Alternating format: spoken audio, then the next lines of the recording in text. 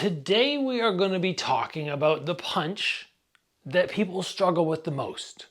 Not just in terms of the technique and actually executing, but even more so, how do I land it? We are talking about an uppercut. This is one that hinders so many people. They struggle, they're like, I don't get how to land it, I don't know where to land it, I don't feel comfortable throwing it. We need to break down exactly what you might be doing wrong so you can add this to your arsenal, because it opens up a whole new world of attack. All right? We have the attacks coming this direction, we have the attacks coming this direction, but if you don't have the attack coming up here, you're missing so much. Why not lock this down and understand the mistakes you might be making, because there are so many, even when it comes to distance on an uppercut. I'm excited to talk with you about this. Hope you guys are excited for this episode. One little thing from you, you can do me a favor, say thank you for putting this together. Just give the video a thumbs up. That's it. I appreciate it. So we are discussing this much less commonly used punch. People throw it in shadow boxing. They don't get to throw it that much on the bag. And I feel like that's where many people start to struggle. They're like, oh, I can't execute it on the bag, so I don't get to train it as much. And therefore, the skill set doesn't develop the same. But really, if you're on a bag, you can either go shovel uppercut style, where you're hitting more down to the body, because that's always an option with one of these, or just throw and just practice missing, right? Just slam it up. You don't have to hit the uppercut on every shot. If you're going, I'm not able to do it because of the bag style and you're not wanting to rip to the body, then yeah, just let it fly up to head level, okay? Let me grab a glove here. Since I'm in this zone here, check out the gear, new gear, limited edition run for Strike Ready. Got Varga on the back there. We got the front of this jersey, which has all these little Strike Ready logos, which is the helmet.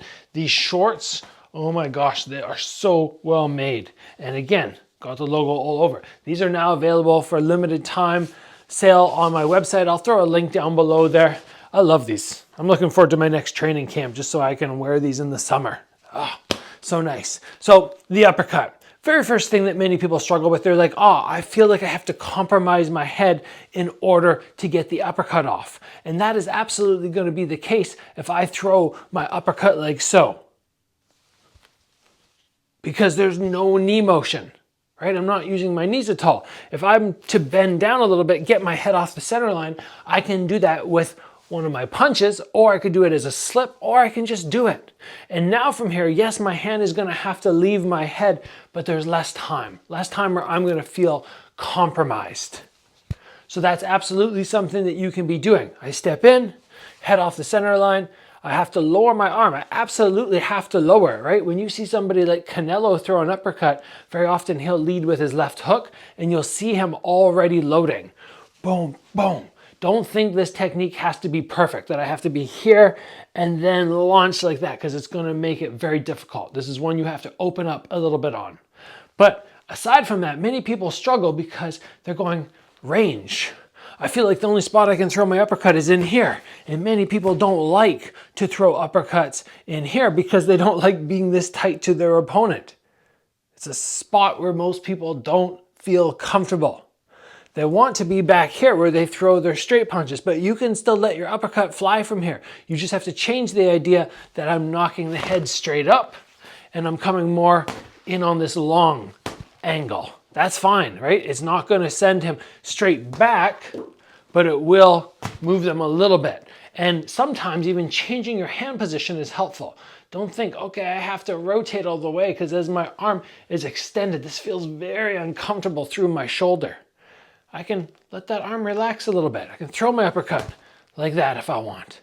That is absolutely fine.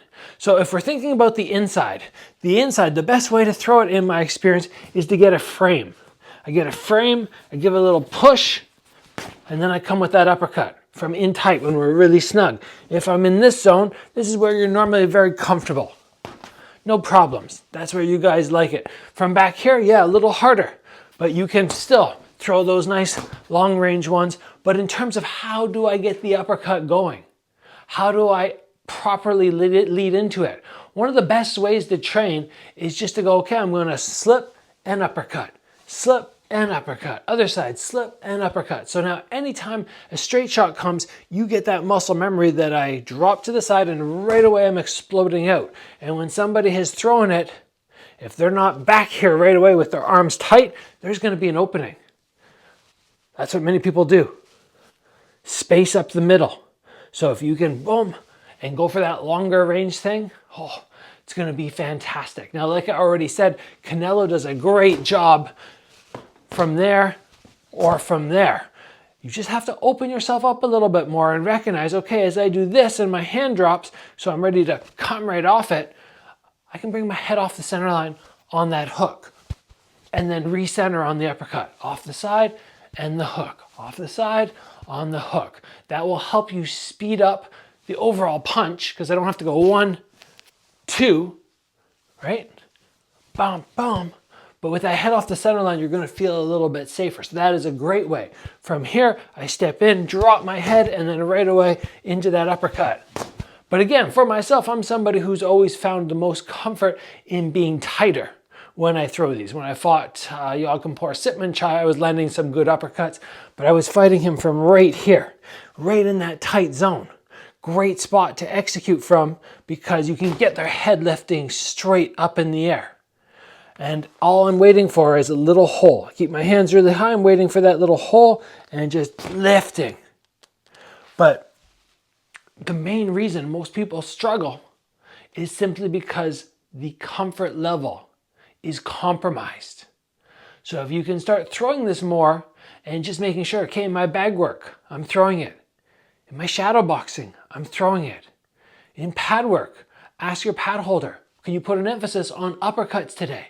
And you're throwing it. All of a sudden, yes, you're going to have so much more success. Bear in mind, you have to rotate the body really well, and you can use your shoulder to protect the side of your head. I don't want to do this and have my head rising up with my shoulder down, try and finish very tight. And one of the most common mistakes that I'm going to touch on before we call this an episode and we sign off, the most common mistakes is people start here and their head moves with the uppercut. We don't do it so much on straight punches because we're more focused on the rotation, so the head can stay down. But on this one, for some reason, that lift seems to be common. And if I can remember, okay, my chin's tucked, I can lift with my whole body, but my head doesn't need to move. All of a sudden there, I'm keeping myself so much more safe. So eliminate that mistake, clean up the uppercut, and all of a sudden you're going to be going, I like this. I'm having more success. Let's call it there, guys. Thank you for joining. I'll see you back here soon for another video.